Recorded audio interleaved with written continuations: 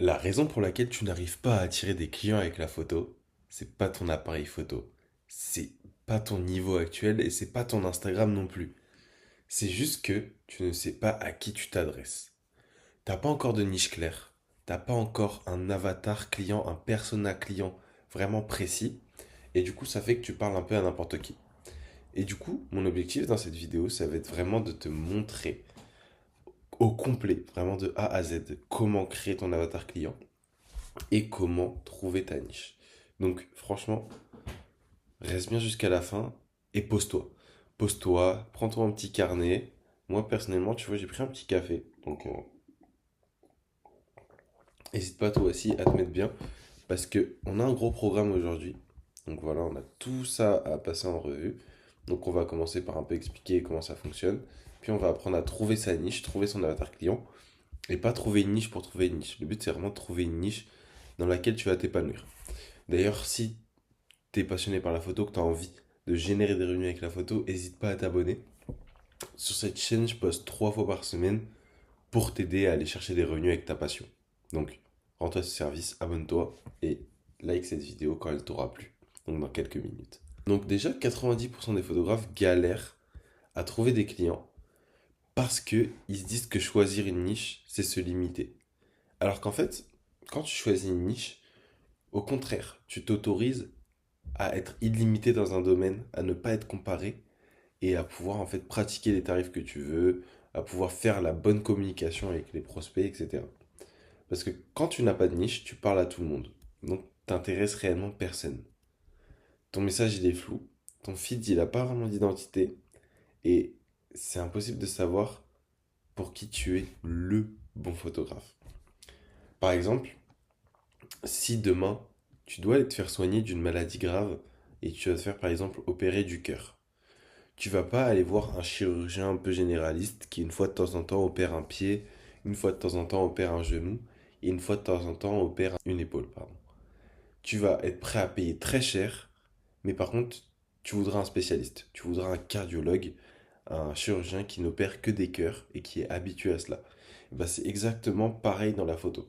Tu peux pas te permettre d'être un photographe généraliste parce qu'en fait, tu vas créer du flou et il y aura un peu des flèches, tu vois, comme sur ce schéma qui partent de partout.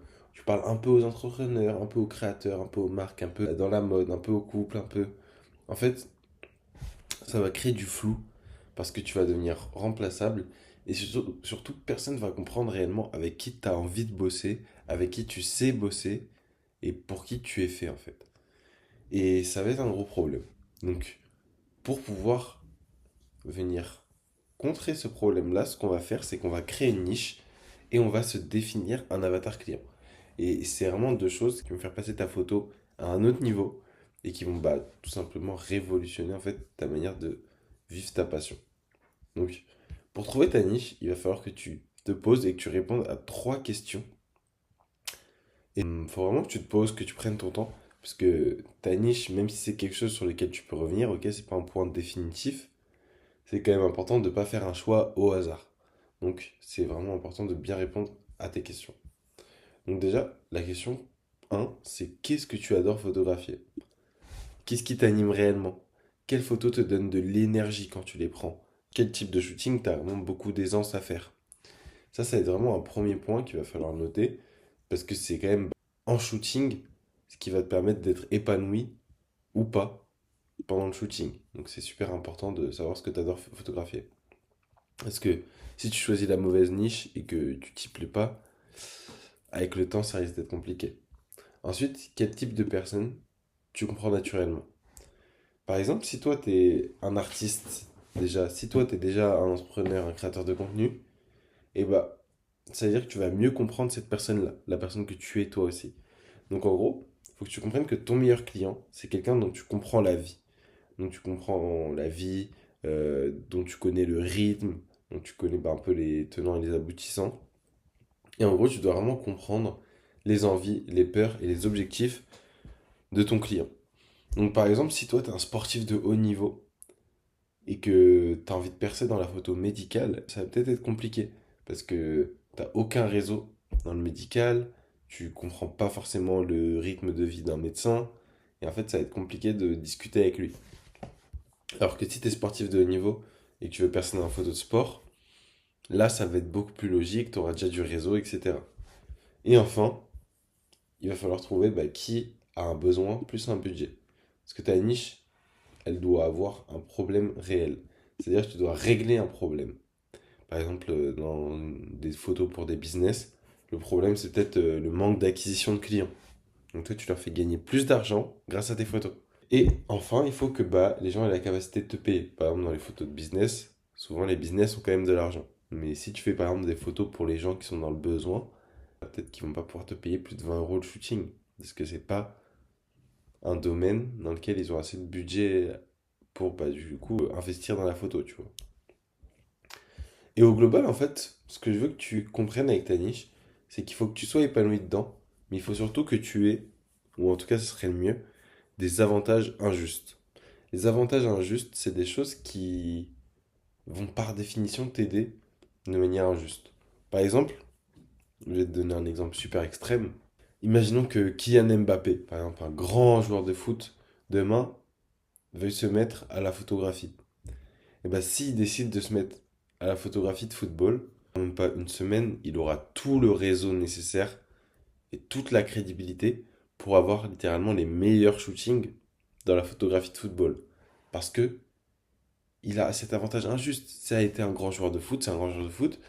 Du coup, il a tout le réseau et toute la crédibilité dans cette niche qui va pouvoir l'aider à percer. Donc en gros, si toi, tu as déjà un domaine dans lequel tu es assez avancé, de par le sport que tu pratiques, ton réseau, tes parents, les études que tu as faites, le travail que tu fais, et je te recommande vraiment d'exploiter ce domaine pour pouvoir percer plus vite et avec un réseau beaucoup plus développé.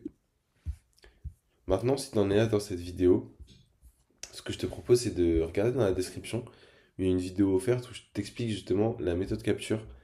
C'est la méthode qui m'a permis à moi de devenir photographe pro en quelques mois. Et c'est celle qui permet aussi à mes élèves de devenir photographe pro. Donc c'est une vidéo 100% gratuite, hein, il n'y a pas de pression. Mais en gros, c'est vraiment une vidéo étape par étape où tu vas comprendre comment devenir photographe pro dans les prochains mois. Et vu que tu en es là dans cette vidéo, j'estime que c'est quelque chose qui pourra vraiment t'aider, parce que tu es prêt à donner pas mal de ton temps pour justement réussir à avoir des shootings rémunérés. Donc rends-toi ce service, clique sur le premier lien dans la description. Et sur ce, on va apprendre à trouver un avatar client qui correspond à notre niche. Donc maintenant qu'on a réussi à trouver la niche qui nous correspond, c'est bien. Mais pour gérer la communication, pour gérer le marketing, etc., il va falloir avoir un avatar client. Parce que une niche, c'est bien, mais un avatar client, c'est vraiment l'étape suivante du processus. C'est-à-dire que tu vas savoir à qui tu t'adresses dans cette niche, quels sont ses besoins réels, quelles sont ses douleurs réelles. Et au final, c'est grâce à cet avatar client que tu auras vraiment une communication au laser qui va vraiment toucher la bonne personne avec les bons mots et qui va permettre justement d'aller chercher des clients. Donc, pour ce faire, il y aura une petite question en plus que la niche. Il y a quatre questions. Donc, il faut que tu saches déjà qui est ton avatar client. Donc, pour ce faire, tu peux même lui donner un prénom. Donc, on va dire par exemple qu'il s'appelle Mathieu. Donc, dans la niche que tu as choisie, quel âge a Mathieu? Quelle est sa personnalité? Quel est son style? Quelles sont ses ambitions? Est-ce qu'il a des enfants? Est-ce qu'il est en couple? Tu vas me dire, mais c'est pas utile de savoir ça. Oui, mais par exemple, si tu fais des photos pour les hommes qui veulent être référencés sur les sites de rencontres, c'est super important dans ton avatar client de dire qu'il n'est pas en couple et que du coup tes photos vont être là pour combler justement ce besoin de faire des rencontres. Et vraiment, en gros, la phrase à laquelle tu dois répondre avec ça, c'est à quoi ressemble sa vie? Qui est-il et à quoi ressemble sa vie? Une fois que tu auras qui il est, tu vas pouvoir aller identifier ses douleurs. Donc, ça peut être un manque d'image, un besoin de crédibilité, le besoin d'avoir plus de visibilité, le fait qu'il est complexe à se montrer, le fait qu'il n'a pas assez d'argent avec son business, le fait que son club n'arrive pas à recruter des joueurs assez forts. Bref, il faut que tu ailles identifier les problèmes, les douleurs et les besoins. En fonction du fait que tu sois dans les shootings professionnels, particuliers, ça va forcément être différent. Par exemple, si tu shootes des pros, ça va souvent revenir au fait de gagner plus d'argent ou plus de crédibilité. Alors qu'avec les particuliers, ça peut être se créer des souvenirs, figer une émotion, plein de choses comme ça. Mais en tout cas, faut que tu comprennes que plus il y a une douleur ou un besoin qui est fort, plus ça va être rentable pour toi, parce que plus la personne va percevoir de la valeur et sera prête à mettre de l'argent sur ton shooting. Une fois que tu as trouvé le problème, va falloir créer une transformation pour résoudre ce problème. Donc par exemple, là, tu vois, au début, il n'a pas de feed Insta, après, il a un gros feed Insta très complet. Mais en gros, ouais, le but, c'est de résoudre ce problème. Donc, par exemple, ça va être le désir de se montrer pro, le désir d'attirer plus de clients, le désir d'avoir un univers plus cohérent, le désir de reprendre confiance pour justement répondre à ce problème, tu comprends? Et enfin, il va falloir que tu répondes à la question du pourquoi toi. Qu'est-ce qui, toi, va faire que tu vas raisonner plus facilement que les autres avec ton avatar client? Peut-être que c'est ton univers, ton style, ton intention, ton âge, ta personnalité, ton énergie, euh, ton expérience dans le domaine. Par exemple, si tu as déjà une entreprise qui tourne et que ton avatar client, c'est des gens qui ont une entreprise qui tourne et qui veulent avoir le même niveau que toi, ça va être plus facile de les signer parce que tu es quelqu'un de crédible pour les aider, tu comprends? Donc là, le but, c'est vraiment de voir comment toi, avec ta personnalité, ton image, tu vas pouvoir être un argument de plus pour ton business.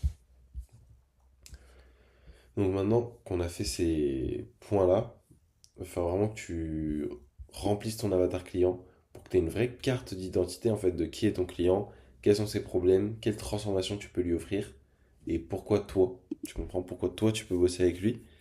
Et à partir de ce moment-là, bah, tu vas pouvoir décliner tout ça dans ta communication. Donc toute ta communication doit ne s'adresser qu'à ton avatar client, en commençant bien sûr par de la communication un peu plus large, où tu t'adresses à toute ta niche. Donc par exemple, si tu es dans la niche des mariages, tu vas pouvoir faire du contenu pour tous les mariés.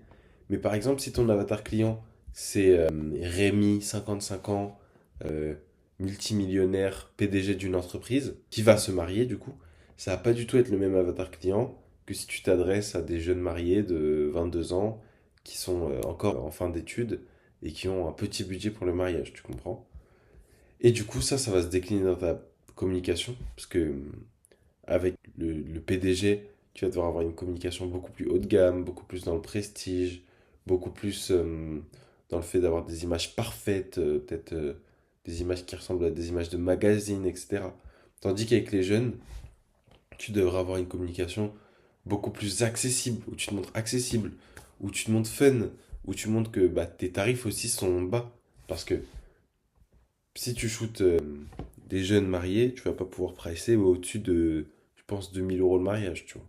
Alors que si tu shootes des PDG multimillionnaires, là, tu vas pouvoir les signer pour peut-être 50 000 €, tu vois. Donc c'est quelque chose qui n'a rien à voir. Et donc même si tu es dans la même niche, l'avatar client est tellement différent que ta communication n'aura rien à voir. Donc maintenant, pour te donner des exemples de positionnement qui sont classiques et qui sont rentables, bah là, il y en a pas mal, tu vois. Donc déjà, tu peux screener. Voilà, c'est cadeau. C'est cadeau, cadeau de la maison, c'est gratuit. Ça devrait être payant, mais bon, je te le donne. Moi, sur ma chaîne YouTube, c'est la maison. Mais par exemple, tu vois, dans l'immobilier, qui pourrait paraître une niche assez chiante et avec pas beaucoup de variantes, et bah, tu peux avoir plusieurs positionnements. Tu peux avoir, par exemple, j'aide les agents immobiliers à vendre plus vite grâce à des images professionnelles et lumineuses. Tandis que tu pourrais aussi être photographe Airbnb. Donc, j'aide les propriétaires au Airbnb. Donc là, c'est des particuliers d'un coup. Enfin, des semi-particuliers pros, tu vois. À augmenter leurs réservations grâce à des photos optimisées pour la conversion. Donc, tu vois, en fait, c'est la même niche. Tu fais sûrement le même shooting, mais pourtant, ça n'a rien à voir. Pareil dans les mariages. J'aide les couples à revivre leur journée à travers des images authentiques et naturelles. Tandis que là, ça pourrait être par exemple pour les jeunes, moi je t'ai parlé tout à l'heure. Tandis que pour un mariage premium à plusieurs millions de budget sur le mariage, ou au moins plusieurs centaines de milliers de budget sur le mariage, tu pourrais dire j'accompagne les couples exigeants avec des images éditoriales, élégantes, style magazine. Enfin, en tout cas, le but, c'est vraiment d'avoir un positionnement précis. Et il faut que tu comprennes qu'il n'y a pas forcément un positionnement meilleur qu'un autre tant qu'il est vraiment précis. Parce que par exemple, si tu as un positionnement précis et que tu aides les jeunes couples dans des mariages, et bah, tu vas peut-être réussir à signer, je sais pas moi, au moins 20, 30 mariages par an, tu vois. Tandis qu'avec des mariages premium, il y en a beaucoup moins. Donc si tu as un truc précis là-dedans, tu vas pouvoir réussir à en signer, je sais pas, peut-être 4, 5 par an. Mais au final, en termes de chiffre d'affaires, ça va être équivalent. Parce que il y en a un qui va être beaucoup plus cher que l'autre. Donc vraiment, il faut juste que tu choisisses un positionnement dans lequel tu vas bien te sentir, dans lequel tu penses pouvoir communiquer, dans lequel tu penses pouvoir avoir des avantages par rapport à ton image à toi. Et c'est tout en fait. T'as pas besoin d'aller te prendre plus la tête. Mais ce qui est important, ça va être de bien décliner tout ça dans ta communication, dans tes scripts de vente, partout en fait. Ton avatar client et ta niche, ça doit être visible partout. Du premier contact de ton client avec par exemple un Instagram réel, jusqu'au fait qu'il visite ton site, jusqu'au fait qu'il passe un appel avec toi. Et même pendant le shooting, en fait, tu dois être cohérent. Maintenant qu'on en est là, je te réinvite à cliquer du coup sur le premier lien dans la description pour aller voir ma méthode complète qui va te permettre de devenir photographe pro dans les prochains mois. C'est 100% gratuit, c'est super simple, ça peut vraiment changer ta vie. Clique sur le premier lien dans la description. En plus, à la fin de la vidéo, il y a peut-être une petite opportunité exclusive de bosser en 1v1 avec moi. Donc, n'hésite pas. Sur ce, si tu as aimé la vidéo, n'hésite pas à t'abonner, n'hésite pas à liker cette vidéo. C'est vraiment une chaîne YouTube qui est faite pour les photographes comme toi. Donc, tu es à la maison, n'hésite pas à t'abonner. Tu peux poser des questions en commentaire, j'y réponds. Et sur ce, on se dit rendez-vous dans la prochaine vidéo YouTube, encore une fois, pour t'aider à t'épanouir dans ta passion. À plus.